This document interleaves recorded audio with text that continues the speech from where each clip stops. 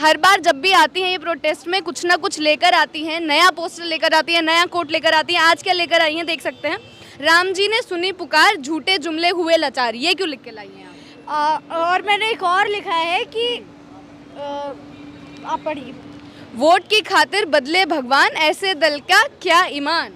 अच्छा, वोट के खातिर भगवान बदल लेते। पहले जय श्री राम हो रहा था, अब जय बजरंग बली हो रहा है। इस वाले पोस्टर का नो नाटक इन कर्नाटक। नमस्कार, आप देख रहे थे जनता लाइव। मैं हूँ आप साथ रवीना। हम तस्वीरें आपको कांग्रेस मुख्यालय की दिखा रहे हैं दिल्ली में। वहीं पर हम मौजूद है और हमारे साथ संदीपनी मौजूद है।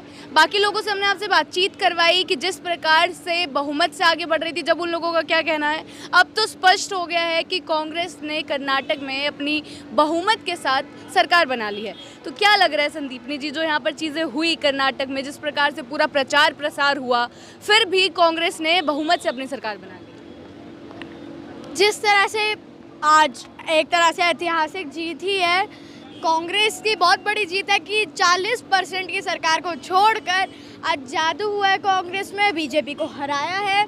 और अब तो बीजेपी को मेरे को तो लगता है हराती ही रहेगी। अच्छा, 2024 पास ही है, ज़्यादा दूर नहीं है। क्या लग रहा है उसमें क्या हो सकता है? मेरे ख्याल से तो 24 महीने भी नहीं रहे हैं अब तो अब देखने वाली बात है। 2024 में देखते हैं क्या होता है। लग रहा है कि कांग्रेस कहीं ना कहीं एक राज्य में जीतकर हौसला बड़ा होगा कि हाँ 2024 में टक्कर दे सकते हैं। हाँ बिल्कुल बड़ा है, लेकिन वैसे भी नाम तो बड़ा ही था राहुल गांधी जी का यात्रा के बाद से, जोड़ो यात्रा के बाद से ही।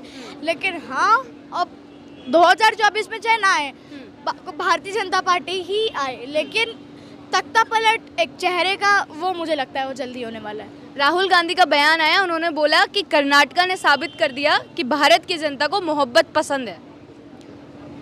हम सबको ही पसंद है, आपको भी पसंद होगी मोहब्बत। यार राजनीति में धर्म की बात किसी को पसंद नहीं है। राजनीति में अगर मोहब्बत की बात है कि हाँ सारे हिंदू मुस्लिम सारे इकट्ठे रह रहे हैं, तो मोहब्बत की बात है, वो तो सबको पसंद है। पर वो किसी को ऐसा नहीं है। हाँ, अब लगता है कि कांग्रेस मोहब्बत की बात पर आगे आएगी और मोहब्बत की दुकान तो खोल ही ली है, लेकिन अब लग रहा है कि राजस्थान में भी मोहब्बत के शोरूम खुलने वाला है। अच्छा, और बाकी राज्यों के चुनाव की बात कर रहे हैं। हाँ, राजस्थान में भी शायद जादूगर का जादू चलने वाला है। जिस प्रकार से कांग्रेस ने घोषणा पत्र में बोला था कि हम बजरंग दल को बैन कर देंगे, पीएफआई को बैन कर देंगे, उस पर जमकर राजनीति हुई। बजरंग बली हुआ, बजरंग दल को बजरंग बली के साथ जोड़ दिया गया। तो हर बजरंग बली नहीं होता है।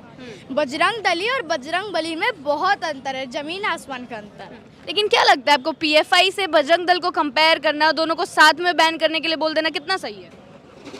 देखिए, एक तरह से ये सही भी है और एक तरह से आप देख सकते हैं उन लोगों के लिए गलत भी है। गलत कैसे, वो उन्हीं लोगों से पता चल पाएगा।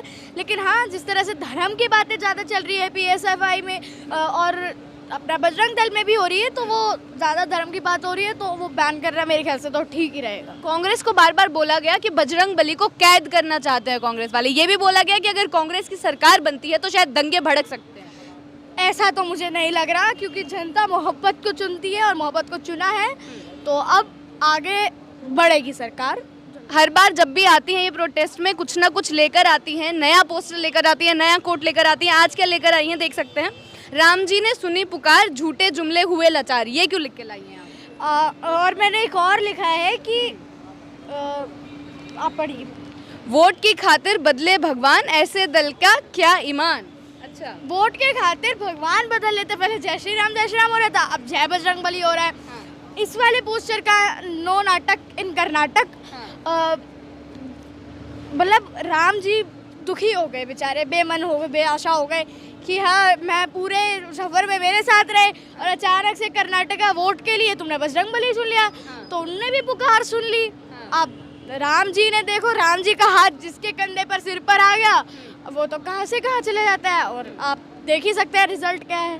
बोला जा रहा है कि बजरंग बली के गदा, अपनी गदा से वो कर दिए चीजें। यहाँ पर भी कई लोग बजरंग संकट मोचन, तो बीजेपी पे मोचन तो कांग्रेस पे आ गया है और संकट बीजेपी पे रह गया है। अच्छा, और जिस प्रकार से कई लोग बजरंग बली की पोशाक में यहाँ मौजूद थे, गदा वदा लेकर मौजूद थे, पूरी राजनीति में बजरंग बली को वहाँ पर जैसे लेकर आया गया। क्या लगता है ये कितना मेन रोल? अब बजरंग बली बहुत अच्छा रोल निभाएंगे राजनीति में, देखते हैं कितना रोल होता है बजरंगबली जी का, कितना हाथ रहता है इसमें। आखिरी सवाल पूछना चाहूंगी, क्योंकि 2018 में जब हुआ था कि कांग्रेस और जेडीएस ने सरकार जब गठबंधन की बनाई, उसके बाद बीजेपी ने सत्ता पलट कर अपनी सरकार बना ली थी।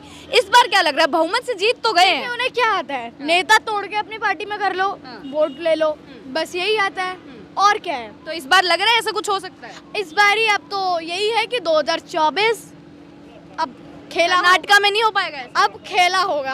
और कर्नाटका में क्या हो सकता है? कर्नाटका में भी खेला, कर्नाटका में तो खेला हो ही चुका है, अब कांग्रेस आ गई, अब तो मेरे को लग रहा है काफी टाइम तक वहीं रहेगी कांग्रेस। क्या पता बीजेपी अभी भी सोच रही हो, क्या पता आपको लग रहा है कि सत्ता पलट हो सकता है? कांग्रेस ने बहुमत तो ले लिया, फिर भी कहीं ना कहीं डर तो होगा कि बीजेपी कुछ भी कर सकती है।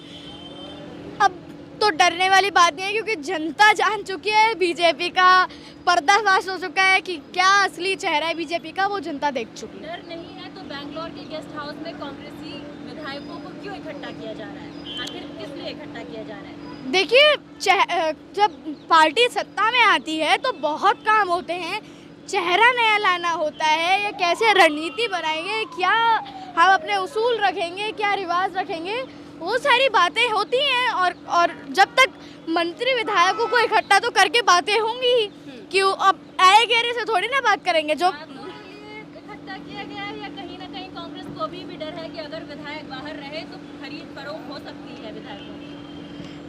ऐसा मुझे तो नहीं लगता शायद है, और जनता समझदार है, विधायक भी समझदार है, सब अब होगा जो होगा देखा जाएगा।